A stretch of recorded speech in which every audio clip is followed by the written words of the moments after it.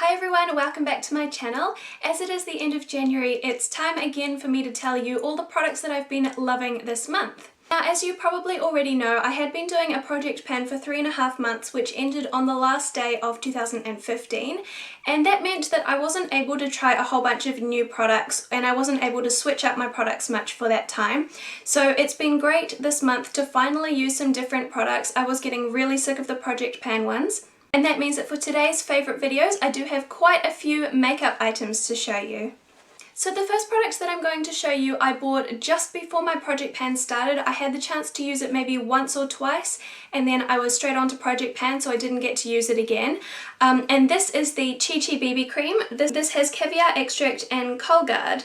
This is SPF 30 and I have it in the shade Light. I have been loving this BB cream. This has been in my everyday makeup drawer for January. I do have a video on all the products that are in my everyday makeup drawer. I will leave that linked down below if you'd like to watch it. There will be a new one out for February very soon. So firstly, I love the packaging of this BB cream. It's black and silver and it does come with a pump already. It makes it really easy to use. This does have a smell. I find it to be quite a nice smell, but if you are like a little bit sensitive to smells, then just keep that in mind.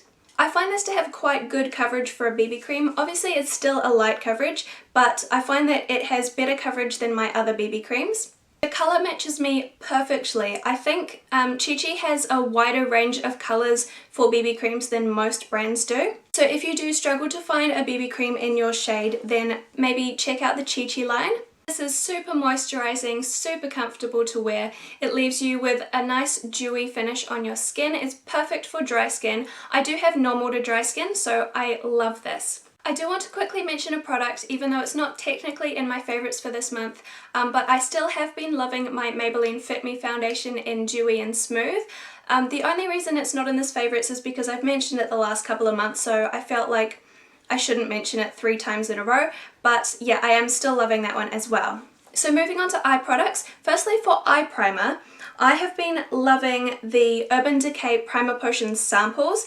This is the one that I'm using at the moment. It is Eden, which is a nude matte. And I did get the 4 different samples when I purchased the Naked palette. And this is the second one that I've used out of those 4. The first one that I used was the anti-aging one. I didn't feel like that did anything really for me.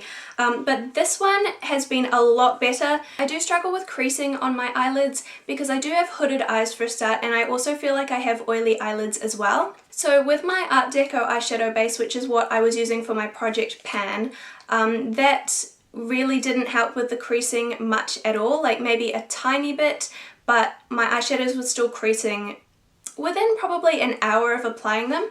But with this, I still have a little bit of creasing towards the end of the day, but this definitely provides me a few good hours of creaseless eyeshadow. There is another one that is crease proof as well. I'm saving that till last because I'm hoping that'll be the best for me, but this one is definitely doing a really good job as well. And the other thing that I love about these samples is that they last forever. They tell you that you can get about a week's worth out of them, but honestly, you only need the tiniest amount.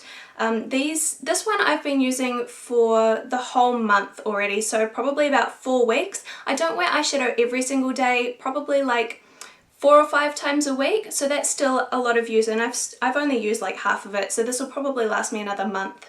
For eyeshadow, this is another product that I hadn't used much previously because of my project pan. I think I bought this either just before project pan started or while I was already on project pan, and it is the original Naked palette by Urban Decay. I know I'm so late on the bandwagon for this, everyone and their mum has this already, but it's new to me and I have been loving it. So this is what it looks like if you haven't already seen it. I'm sure you all have. But the colours that I've been loving particularly are Naked, obviously, because I use that one as a transition shade. Virgin as a highlight. Everyone uses that as a highlight. It's beautiful. It's perfect. I've been loving Sidecar, which is probably the most sparkly colour in the palette. It's that one there. And people tell you not to use sparkly colours if you've got hooded eyes, but I love it and I use it anyway. And I've also been loving Toasted, which is this one here. It's a really lovely warm kind of reddy brown colour. I don't know how to explain what colour it is. I'm sure, I mean, half of you probably have the Naked palette so you can see for yourself. But I've been loving using that one in the outer V of my eye just to kind of deepen up looks a little bit. I don't really like the last three. They're a little bit dark for me. I don't feel like darker colours suit me that much on my eyes, so I've kind of been avoiding them a little bit. But Toasted for me is perfect just to warm up a look a little bit, give it a little bit of depth, and just all of the colours in here, they are so beautiful. And if you don't already have this palette, I am going to be doing an eye swatch video on all of the colours in here. I thought it might be helpful for some of you because loads of people do swatches on their arms, but I very rarely see people swatch colours on their eyes, and I feel like you get a better idea of what the colours actually look like on when they're swatched on someone's eyelids rather than on their arms, because when you're applying the products, they're not going to be on your arm. So I am going to be doing that video soon. It should be out in about 2 or 3 weeks, I think. So keep an eye out for that if you are interested in this palette. Lastly, for eyeshadow are a couple of products that I didn't actually think I was going to be mentioning in a favourites video, to be honest, and I'm not really mentioning them because the quality is amazing, but more because I've been really enjoying the colours. And they are the NYC eyeshadows. I've got 2 of them. The pink one is 919 Buzz List and the blue one is 913 High Street. That's what they look like there. The quality is, it's okay, like they're not bad, but they're not amazing like the Urban Decay Naked palette. I've just been loving these because they're such beautiful colours for summer, because in January in New Zealand is like the height of summer, it's the hottest it can possibly get here, and I feel like these colourful colours are just perfect for summer. I would say the most subtle way to use these would be either on the bottom lash line or in the inner corners if you just want a little pop of colour, but honestly I've been using these all over my lid. I just blend them out with a transition colour and you've got a colourful summer look. And these are really cheap. Oh, did I mention they're from NYC? I'm not sure if I mentioned this. I got these on sale for like $5 each. Lastly, I've just got a few lip products to show you. So firstly is Natio Paradise. It's a beautiful like corally pink colour. I hadn't used this much before this month because again I bought it while I was on Project Pan. I swatched it for the Natio lipstick swatch video that I did, but other than that I hadn't really worn it at all. For some reason I had it in my head that this lipstick was more orange, but when I actually started wearing it I realised that it has a lot more pink than it does orange. It doesn't really have orange at all, but it's more pink than coral, if you know what I mean. And I feel like in summer I tend to get out my white dresses and my peach dresses as well, and this just went perfectly with everything. And I love the Natio lipstick formula as well. It's so moisturising and so comfortable to wear, and you still get quite good pigmentation as well. So this was definitely one of my top worn lipsticks for the month. Next I have a couple of lipsticks that aren't really summer colours at all. It's just that because of my Project Pan and I'd only bought them quite recently, again I hadn't had the chance to wear them yet, so I really wanted to pull them out and try them this month. And I've loved them anyway. I've still been wearing them regardless of the fact that they're not summer colours. The first one is MAC and this is Flat Out Fabulous. This is like a beautiful purpley pink. I honestly feel like this colour has no season. Like, it's not the perfect colour for any season, but you can still wear it in any season.